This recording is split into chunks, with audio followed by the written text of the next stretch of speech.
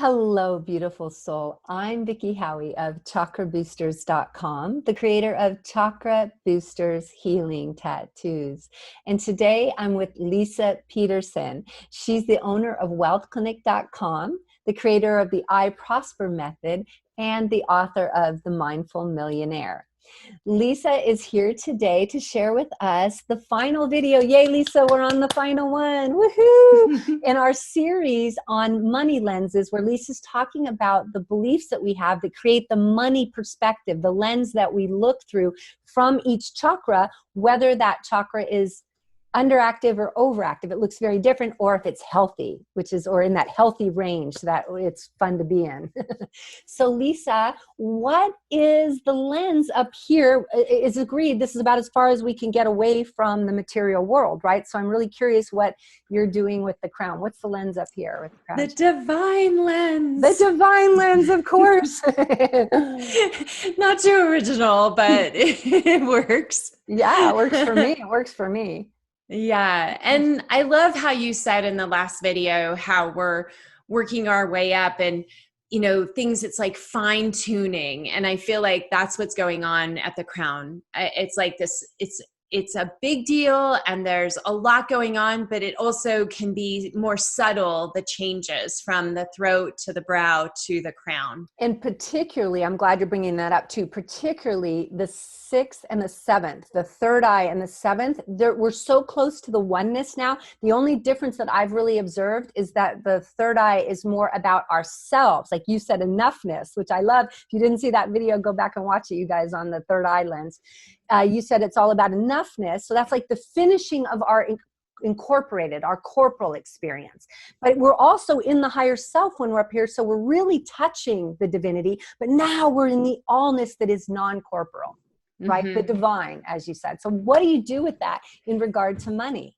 Yeah. So first, the belief, I think, is helpful to say that this is this realized state of prosperity, as I define it in the book, like this place of not only am I enough, there is enough, everywhere. So this abundance, this idea that I don't have to be living in this scarcity consciousness anymore. I can live in this place of there being plenty for everybody, including me. So that's how we can think about it.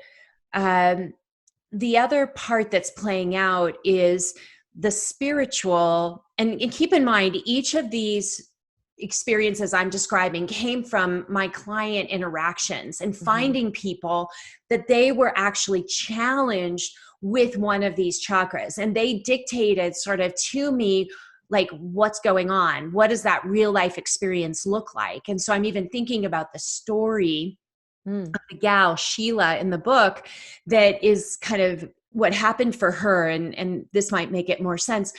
Is she was raised in a home that was very, very religious, to the point where everything was given to the church. All the money was given to the church. She actually her parents would only buy her shoes maybe every 2 or 3 years. So they'd buy them really big. She'd grow out of them. They'd be holy. Like everything was going to the church. And this feeling of deprivation of the human experience was her manifestation of this journey. Now, what's funny is what you and I have talked about too, is that there's a circle going on too, where the crown can be similar in some ways to the root chakra, right? So here, what I see is like the overactive, which was her family story. Yeah. Spirituality is everything. God will take care of me. I don't have to worry as long as I'm giving money to the church and being, pious, I think, extremely pious, not raised in that environment. Who knows? But so funny. So yeah, everything is God. Like God will take care of me and I don't have to worry about these practical, mundane aspects of life. So that is the overactive. Oh yeah, I can feel that. Beautiful, beautiful. There's just separation. It's all spirit. There's no middle ground. And all of your material needs, even if you're a kid, that's not important. Who cares what your friends think of what your shoes look like or whatever? It's God is all there is. Extreme deprivation. In Yeah. Buddha, you know, if you follow anything about Buddha, which I studied for many, many years, he tried this path. In his trials and tribulations before he ultimately realized enlightenment, he hung out with these guys that were the ascetics, like they dropped away all care. They ate as little as possible. They, you know, just took horrible care of their bodies, and they thought that's the pathway to enlightenment.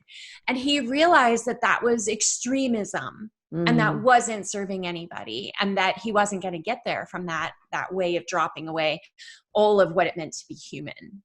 Beautiful. So, beautiful. Okay. Lots of spiritual examples. Yeah. So on the other side, this is when we tie into like the root chakra, really, right? Because this is like, there is no God. There is no spirit. It is just like, unless I can prove it with science and like detail and like just pushing all of that spiritual woo-woo stuff out the window. Like that doesn't serve me. And just absolute like ignoring, or you could say ignorance to that aspect of life. And okay, so now that sounds to me like a weak crown chakra. Now, how does that manifest in my relationship specifically with money?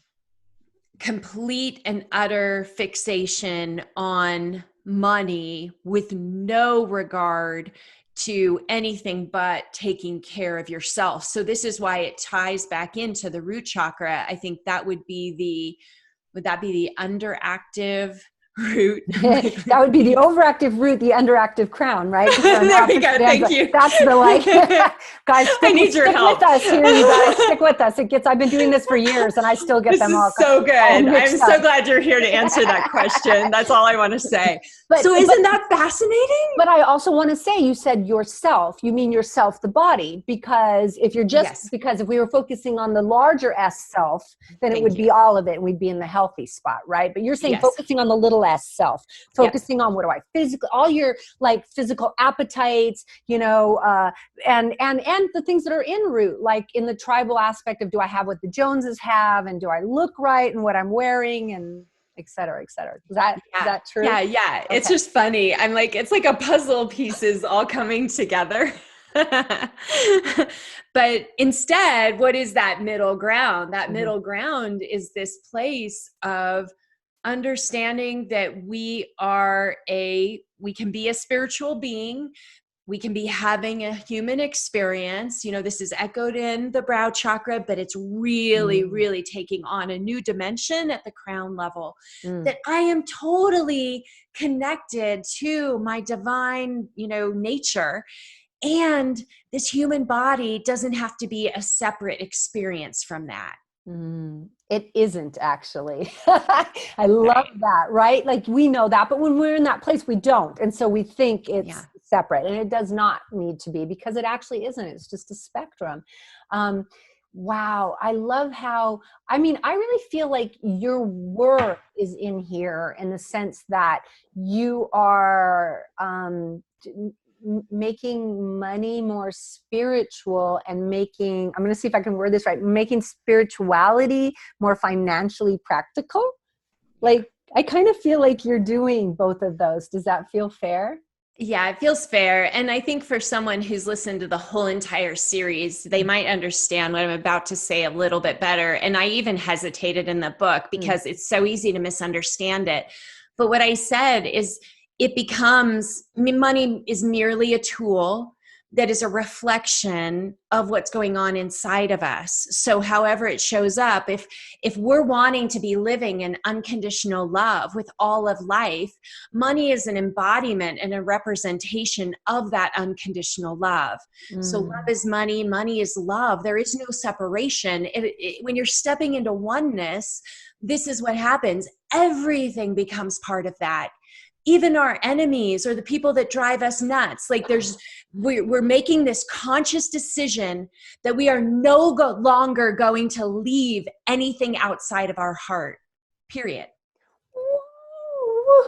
Woo! And you know, you guys watching this, I have to laugh so hard because I was just telling Lisa the other day, every time I edit one of our videos, I'll put the link down to the one down below. I can't remember, but it was one of our interviews. The timing on the interview, I've never seen it ever before, was 44:44.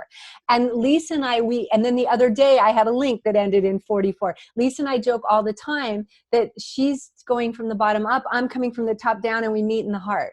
And we've both done enough work that there's a lot of overlap in the heart. And I think our journey together, Lisa, is the journey of just wholeness for like the planet, what we want right now.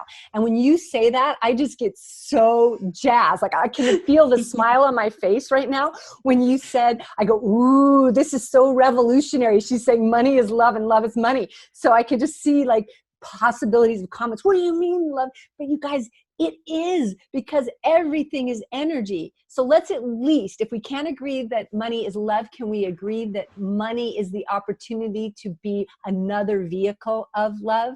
It can be a vehicle of other things, but can you feel what Lisa's talking about? That because I just want to protect that, because I love the boldness of that, of you saying money is love and love is money. Because I'm feeling that with you in the same way, sister, in my life. I'm feeling like, what in all the balance of my life, what is not love? What is not love? And the hardest things, like the material things, this is not love. Yes, money's love. So I feel so geeky right now, but I really wanted to point that out because I just love that about you. That's where we really meet, in the heart, on that. It's all love. It is all love. And we are here to understand all the ways that kind of guides us and elevates us and brings us home. And gosh, I mean, we want money to bring us home back to this true self. Like, why should that be excluded from the journey? Yes, it has been misused in the society that we live in. Yes, there's all kinds of things that have happened with money. But when we realize that we're the ones in the driver's seat of our life, we get to decide how we see all of those things. And it's only in that embodiment that we can change anything out there in the world. You know, even if it takes hundreds of years, it's worthy of pursuit. My heart is so lit up right now, and I'm so glad like this is the ending of our series and, you know, the final moments of the final video, because I just can't agree more. And I've spoken so many times in my videos about how we're always integrating. And when we integrate, the heart chakra is the center chakra. It's the balance point. It's like the physical form of the crown in this lifetime that reaches out to others and connects. And we are actually in a 2020 heart year with a lung virus. I mean, there's just so much going on. And I'm like, yay, Lisa. Say it, sister. Love is money. Money is love. Okay, you guys, play with that one. So is there any last thing? I mean, this is I'm not just asking for this video, Lisa, but for the series, since most people who watch this are probably watching the series. Do you have any last things that you want to share around the idea of the money lens, or just our relationship with our money and our divinity in general, our chakras and our money? Yeah. Well, first of all, just thanks to everybody who's been following us and giving us comments and sharing with us their own journey, and to Vicki, because she's so awesome and she inspires me every single day. Like, without you, this book would not be what it is. I've learned so much from you and from your understanding. So it's like, it's amazing to have that be, you know, the fact that we like lived down the street from each other and didn't know, and you were in Europe when I reached out, and that like, yeah, just this is that when we open ourselves up to understanding, you know, our business, our relationships, our friendships, we open up a door to such beautiful synchronicity that I think can inspire our work and inspire others to do the same for themselves. The chakras were the thing that we had in common, but we didn't know in the beginning just how pivotal it would be for both of us, you know, to expand our own work and to step into our power in a bigger way. So I just feel like we're living and breathing the power of the chakras. They have changed my life. They've allowed me to integrate what I would say was a skewed, every one of the things we've covered, I speak to it because I have been both under and over and explored the full spectrum of possibilities. Like there's no judgment here. I've been every one of them. Yep. And because of that, it allowed me, in all my suffering, it allowed me to own something new, that wanted to be birthed into the world. Like I say, just be willing to let it channel through me. Yes. And not be afraid to share it with other people, and then get reinforcement from somebody like you who's been doing it a lot longer than me, which further propelled me to move forward and share. And so thank you for your support and I really do hope that that these videos speak to folks, that folks want to come and get the book. And just so you know, when you publish with like a national publisher, this is all about giving back. Like we don't make a lot of money from the books.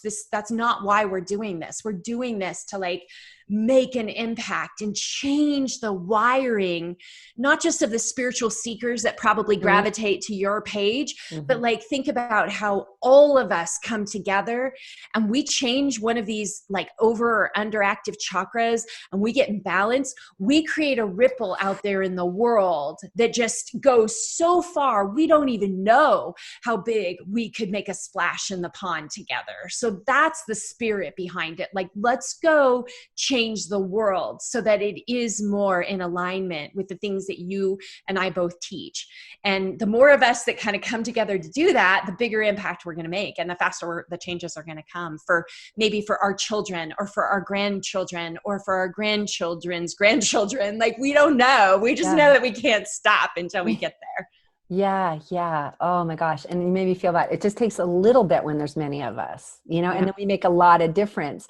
And I also want to just say that we've just had a huge pattern interrupt in NLP and neuro-linguistic programming. We talk about changes created through interrupting the old habits, the old patterns.